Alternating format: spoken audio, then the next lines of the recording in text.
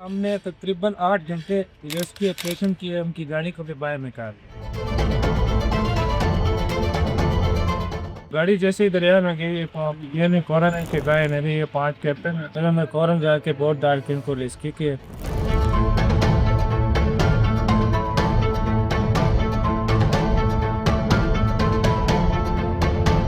हमारे दिल में तो यही ख्याल था, गाड़ी बेशक डूबे लेकिन इनकी जो जाने हैं नहीं तो जाने।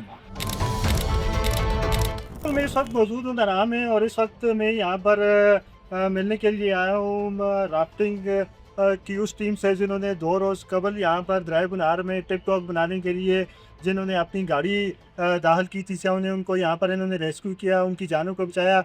हम इनसे जानेंगे कि किस तरह इन्होंने वहाँ पर रेस्क्यू किया, क्या मुश्किलात का सामना इनको करना पड़ा और ये यहाँ पर आने वाले से को क्या पैगाम रहेंगे। इस वक्त मेरे साथ मौजूद हैं मजिद साहब, उनकी पूरी टीम। हम मजिद साहब से शुरुआत करते हैं। मजिद साहब को ये बताइएगा कि जब आप कहाँ पर थे जब ये वाक़या पेश आया किराए जो? इस वेलकम में तो अपने पॉइंट पे रूटीन के मुताबिक काम से आए, लड़के सारे उतर ही थे।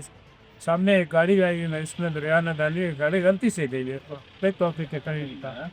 तो गाड़ी जैसे ही दरिया में गई, ये ने कॉरन के गए मेरे ये 5 कैप्टन, फिर मैं कॉरन जाके बोट डाल के इनको रेस्क्यू किए, उनका सामान भी रेस्क्यू किया, उनकी गंदे भी रेस्क्यू। अच्छा, हम देख रहे थे जब आप उनको रेस्क्यू कर रहे थे तो उसमें जो गाड़ी के दरवाजे भी बंद थे, तो उस वक्त आपने लोगों को कैसे निकाला, गाड़ी के दरवाजे कैसे खोले आपने और फौरी तौर पर क्विक आपने रिस्पांस किया और उनकी जो 4 कीमती जाने थे उनको बचाई? वहाँ पर आपको किस मुश्किलात का सामना करना पड़ा? वहाँ पे तो देखिए नेचुरल है ना, जब हमारी इन्होंने जो बोट डाली है ना, तो गाड़ी के तो पहली बात ये शीशे ऊपर थे, शीशे नीचे थे, शीशे नहीं थे ना।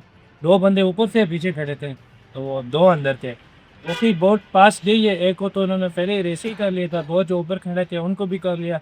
जो ड्राइवर था सबसे मुश्किल उसके था ना, तो ये मेरे कैप्टन है कपाक रोजी अजय, इन्होंने बड़ी मुश्किल से जो आखिरी बंदा सुल्तान जो मेन बंदा था उसको बड़ी मुश्किल से उन्होंने रेस्क्यू किया। एक होता है बंदे पे कैफियत तारी होती है, जब आपने गाड़ी को डूबती हुई देखा तो आपके दिल में क्या ख्याल आया उस वक्त? हमारे दिल में तो यही ख्याल था, गाड़ी बेशक डूबे लेकिन इनकी जो जाने हैं नहीं तो जाने।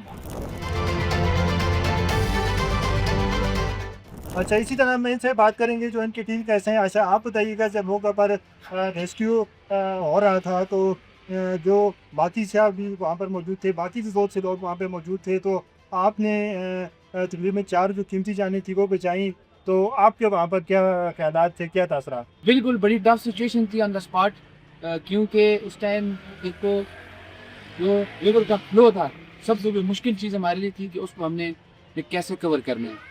तो कल दरिया का प्रेशर था, वो मेरे ख्याल से हिस्ट्री में ऐसा कभी नहीं हुआ कि इतना जो दरिया का प्रेशर था कल।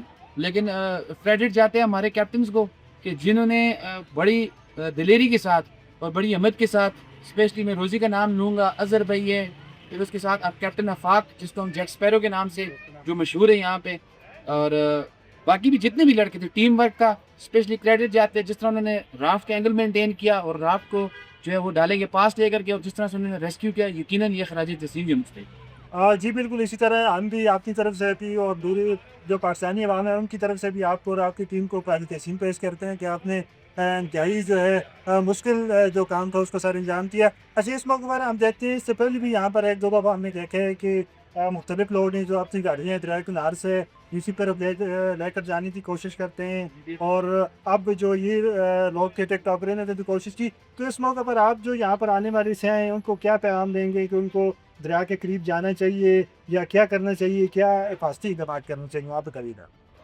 जी, मैं तो तमाम प्रोवेस्ट हज़रात से यही कहूँगा, दरिया से जितना हो सके दूर रहें, क्योंकि दरिया ये किसी वक्त भी जिसका प्रेशर ज़्यादा हो सकता है ना, लोगों को अंदाज़ा नहीं होता।